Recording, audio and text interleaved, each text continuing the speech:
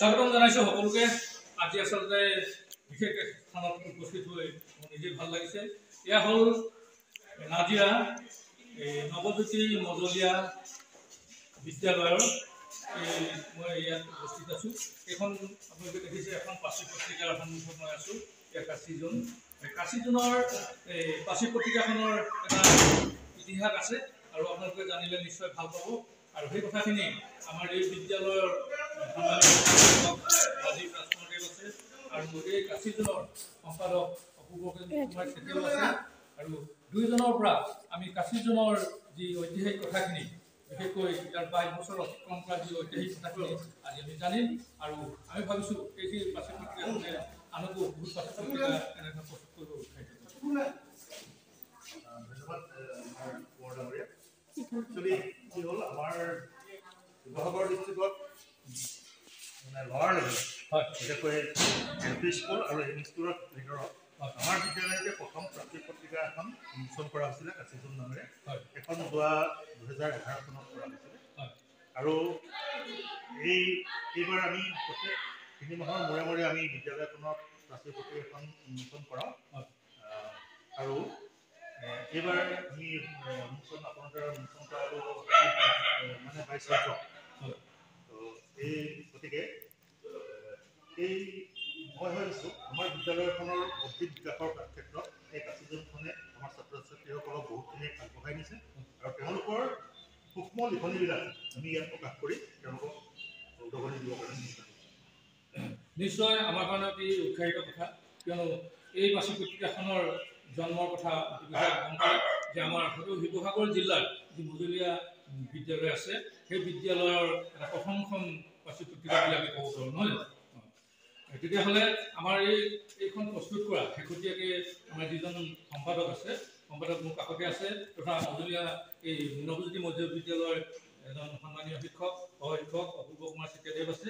তেখেতৰ সম্পাদনাতে আলোচনীখন এই সংখ্যাটো প্ৰকাশ হৈছে। তেওঁৰ পৰা আমি কথা অলপ মনৰ কথা জানিব। ধন্যবাদ জনাইছোঁ। প্ৰথমে সমলয় এই আলোচনীৰ সম্পাদক ডাঙৰীয়া আজি আমাৰ মাজত আহি কাশী জোন পাৰ্শ্বিক পত্ৰিকাৰ শুভ উন্মোচন কৰাৰ বাবে আমি তেখেতলৈ প্ৰথমে ধন্যবাদ আৰু কৃতজ্ঞতা জ্ঞাপন কৰিছোঁ। আচলতে কাশী জোন পাৰ্শ্বিক পত্ৰিকা আমাৰ বিদ্যালয়ৰ এটা পৰিচয়, আমাৰ বিদ্যালয়ৰ এটা গৌৰৱ। আপোনালোকে এই কাশী জোন পাৰ্শ্বিক পত্ৰিকাৰ ব্যাখ্যাৰ উদ্দেশ্যৰ ওপৰত চকু ফালি নিশ্চয় ইয়াৰ গোটেই তাত্ত্বিক কথাখিনি বিষয়ে আপোনালোক অৱগত হ'ব। ইয়াৰ ওপৰত লিখাই আছে, আপোনালোকে চকু ফালি দেখিব। আমাৰ উদ্দেশ্য বৌদ্ধিক বিকাশৰ দিশে এখোজ, আমাৰ লক্ষ্য দুইটাৰ ঘটেৰে গাঁৱলীয়া ঘটেৰে আৰু ছবিয়ে কথা কয়। আপুনি আজি এইখন উন্মোচন কৰি নিশ্চয় দেখিছে। এইখন যদি জুম কৰি চাই দেখে অতি ধুনীয়া ফটোনে এখন। ঠিক একেধৰণে এইটো ধুনীয়া। আচলতে মই অতি উৎসাহিত হৈছোঁ যে ইয়াত ইমান ধুনীয়াকৈ চিত্ৰবিলাক আঁকিছে। এখন বিদ্যালয়ৰ ছাত্ৰ আঁকিছে, নহয় জানো? যে তেওঁলোকক আচলতে এজন শিল্পী সাহিত্যে আমি ৰাখিব পাৰোঁ, কিয়নো চিত্ৰাংকনৰ অভিজ্ঞতা সম্পৰ্কে ক'ব বিচাৰিছোঁ। প্ৰতিটো চিত্ৰ ইমান ধুনীয়াকৈ অংকন কৰিছে, নহয়নে?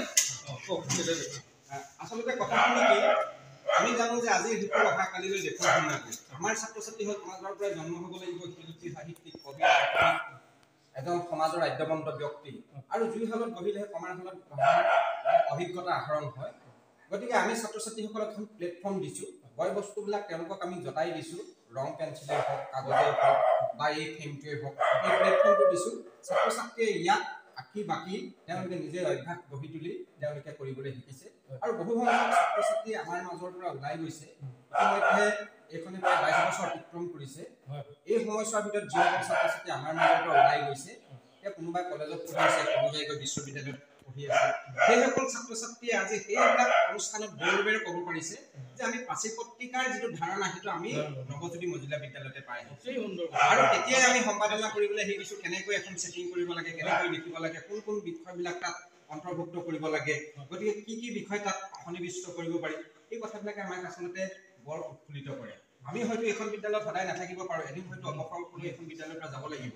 এই যদি ধাৰাটো অব্যাহত থাকে, গতিকে ইয়াৰ পৰাই যদি ভৱিষ্যতৰ দিনত যদি এজন ভাল সাহিত্যিক, ভাল এজন কবি, ভাল যদি এজন মানে সমাজ সেৱক জন্ম হয়, তেতিয়াহ'লে আমাৰ শ্ৰম সাৰ্থক হোৱা বুলি আমি ভাবিম।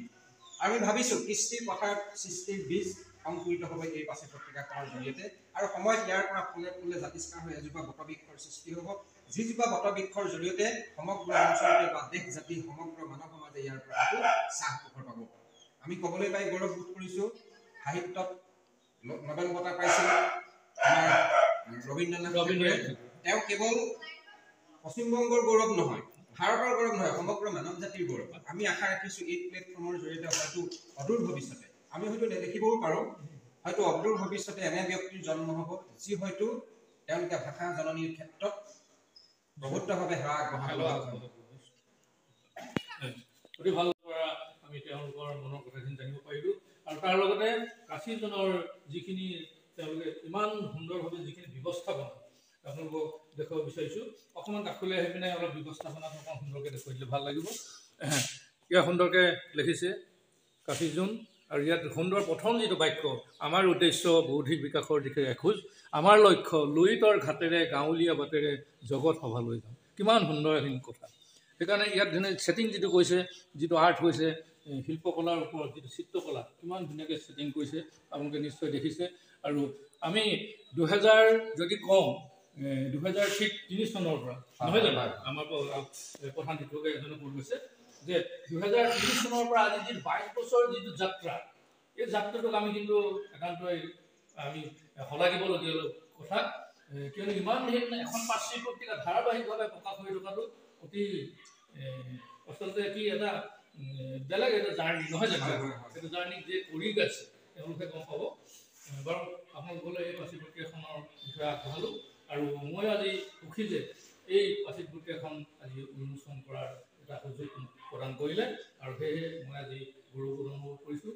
আৰু নৱজ্যোতি মজলীয়া বিদ্যালয় সৰ্বোচ্চ উন্নতি কামনা কৰিছোঁ। এনেধৰণে শৈক্ষিক দিশতে হওক, বৌদ্ধিক দিশতে হওক বা সাংস্কৃতিক দিশতে হওক উত্তৰণভাৱে হৈ থাকক আৰু স্কুল বিদ্যালয়খনে জাতিগোষ্ঠীয় অঞ্চলৰ লগতে গোটেই আমাৰ নাজিৰা বা শিৱসাগৰ গোটেই অসমৰ এটা গৌৰৱোজ্জ্বল দিশ কঢ়িয়াই আনক, সকলো এনেধৰণে কৌশলী দিশত আগবাঢ়ি যাব। ইয়াৰ পাছতে আমি নৱজ্যোতি মজলীয়া বিদ্যালয়ৰ পৰিয়ালবৰ্গৰ তৰফৰ পৰা আপোনালোকলৈ অশেষ শ্ৰদ্ধাৰ কৃতজ্ঞতা জ্ঞাপন কৰিছোঁ। আপুনি আমাৰ আমন্ত্ৰণৰ প্ৰতি সঁহাৰি জনাই অশেষ ব্যস্ততাৰ মাজতো আমাৰ মাজত এইখন সময় থাকি আমাৰ ছাত্ৰ ছাত্ৰীসকলৰ বৌদ্ধিক বিকাশৰ অৰ্থে যিখন পাৰ্চী পত্ৰিকা আমি প্ৰকাশৰ ব্যৱস্থা কৰিছিলোঁ, আপুনি আহি আপোনাৰ হাতেৰে উন্মোচন কৰিলে, তাৰ বাবে আমি নৱজ্যোতি মজলীয়া বিদ্যালয়ৰ